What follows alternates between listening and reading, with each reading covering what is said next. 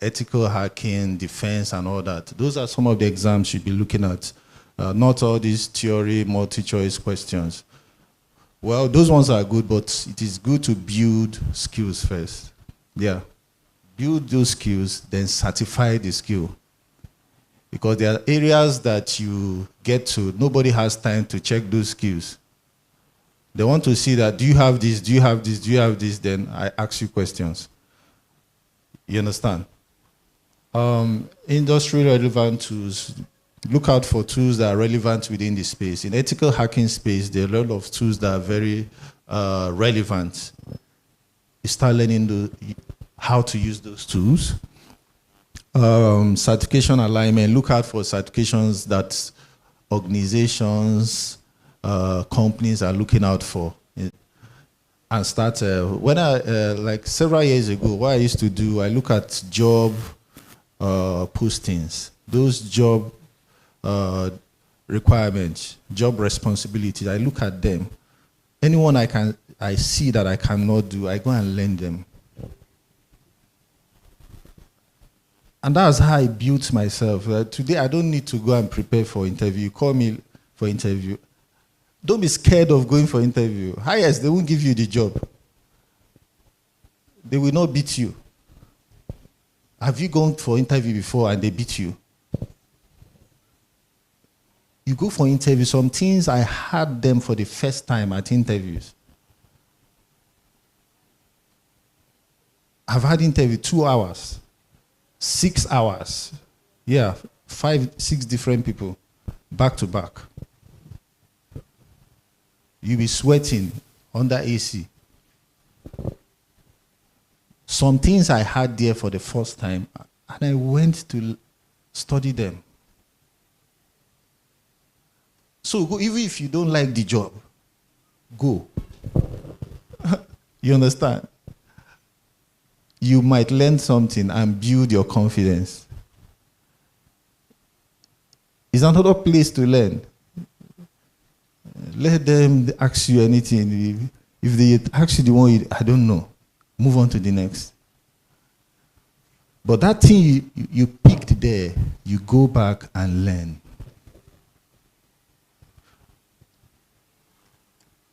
Then mentorship, very important. I had,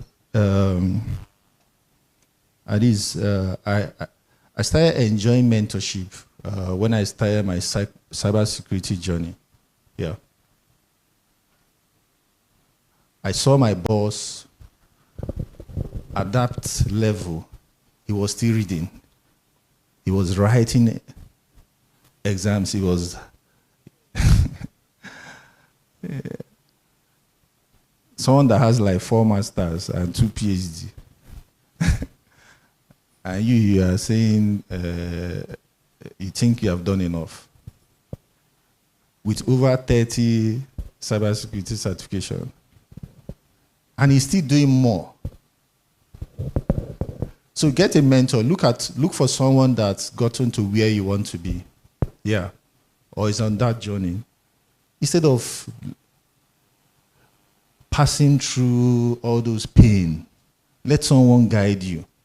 He has been there, he has passed through some things. Even after I left the organization, I still reach out to him. Because he has been there for a long time. So look out for someone that can guide you so that you don't make the same mistake. What took him 10 years to get to, he might, with his guidance, you can actually get it in 6 months. Mentorship is very key. And some people will come to say, come and meet you, please mentor me, mentor. And you will just give them some things to do, and they will disappear.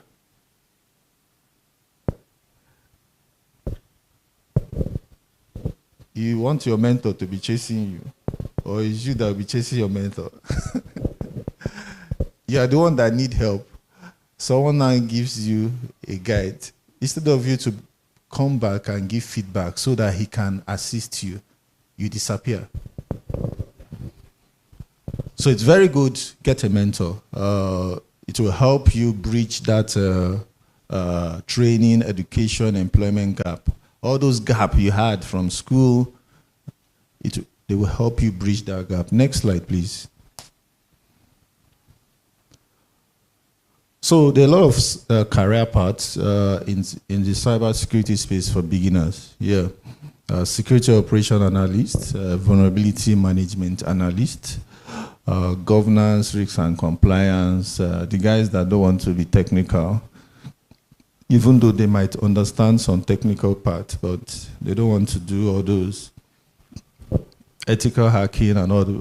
But they're very also very relevant because they help organizations comply with certain standards, security standards. They also understand cybersecurity concept. They can explain technical things to non-technical people. So if you have that gift, you can write and all those things. You can look at that space. It's not everyone will be a pen tester. Not everyone will be an ethical hacker. So find this place where you have passion and you pick up from there. Next slide, please. So 3 key requirements. I think I've also mentioned it. Hands-on experience, training and certification, then building a quality network. Those 3 things are very key for you. Because it's very hard. Cybersecurity space is the space that you cannot look at your brother and pity him and say, come and work for me. You understand? Because when anything happens, they will sack both you and the brother. You understand? So most people want to employ someone that understands the job, understands the risks, and can do the job. If you own a hospital, you won't say your brother is looking for a job and you employ him as a surgeon. Will you do that? Who will do that? So that's the same thing. Because most times it's cyber criminals that write our KPI. Your boss tells you 0 incidents, non-negotiable. So you now want to bring someone that doesn't understand the risks of the job to do the job. It doesn't happen. So that's why you see the entry into that space is kind of difficult. People want to recruit people that understand what is to be done. You hit the ground running. Nobody has time to start training you on the job. But if you have anyone that is able to train you on the job, you need to hug that person. Because that person also has a lot of things to catch up. I think I've spent a lot of time. Let me rush through. Next slide, please. So beyond training, self-development is key. 3+ hours daily. At least look forward for free courses online, YouTube, the number of online, and get a mentor. I'll share some of those resources. So these are some certifications you can also look at for some foundational, if you want to play in the defense side, if you want to play in the red team side, the attack side, GRC, and leadership. Those are some of the certifications you should be looking at. Yeah, they are very relevant in this space and can also help you while you look at moving up the cybersecurity ladder. Next slide. Yeah, so there's a link under this slide, pauljeremy.com. Yeah, but I think they will share it. So what this slide gives you, it's at all the cybersecurity domains are in columns there, and the work factor are on this other side. So you click on any of them, it tells you what that certification is about, how much it is, and how you can write it. You understand? So you go to that link on the, so that you get this full page. So each of those domains, you see, if you want to focus on architecture, security architecture, if you want to focus on security engineering, if you want to focus on identity and access management, you just click on it. It shows you the link to register for the exam and the resources you need and how much you need to pay to write the exam. So I believe the host will share with you. Next slide, please. So these are some resources that you can use to learn. Most of them are free. So what you need to bring to the game is passion and discipline. Yeah. Some people will start and they get tired. Meanwhile, they want to be experts. So these are some of the resources you can use to build yourself along the line. Next slide. I think we're almost done. So key takeaways from our pep talk. Identify your passion, the interest, have a grasp of the basics. Decide whether you want to be whether you want to be technical or you want to go to the business side. You know, there are some people that don't do all this. They don't even know all these tools that you're talking about. There are people that they are within the cyber security space. They are salesmen. They can sell anything.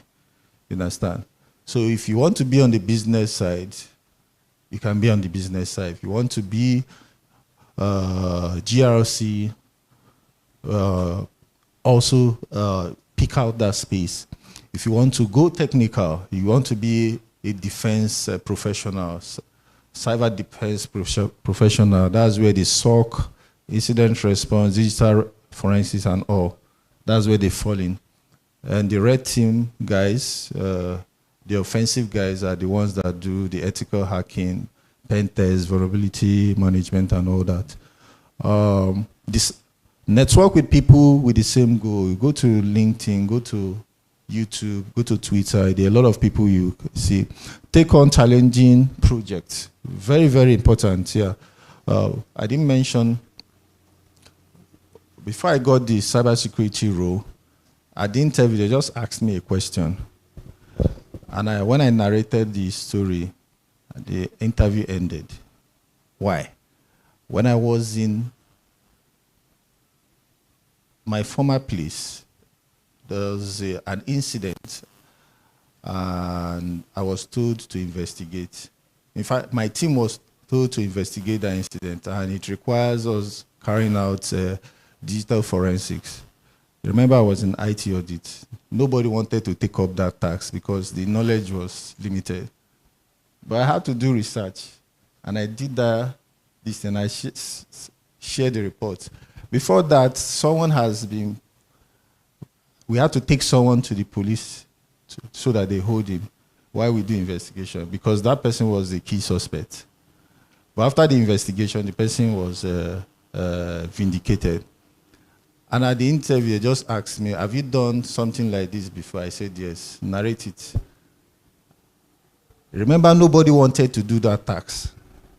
But I did it. I narrated what I did, how I took the system, how I removed the hard drive, how I did imaging on the hard drive and all that. And that was how the interview ended, and I got the job. So sometimes people run away from challenging projects, but you don't know some of those things gives you muscles to fight bigger war in the future.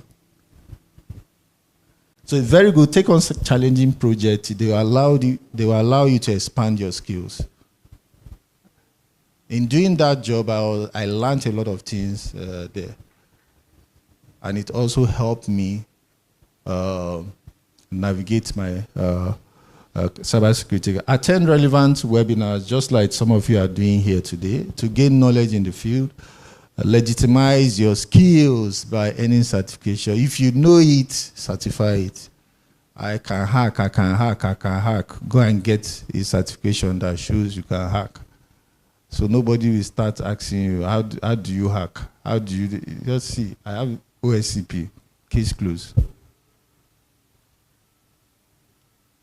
I have so, case closed. You understand?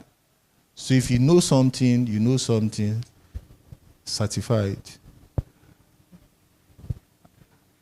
I read law. If they don't call you to bar, you cannot practice. You understand? If you don't go to law school, you cannot practice. The same way for medicine.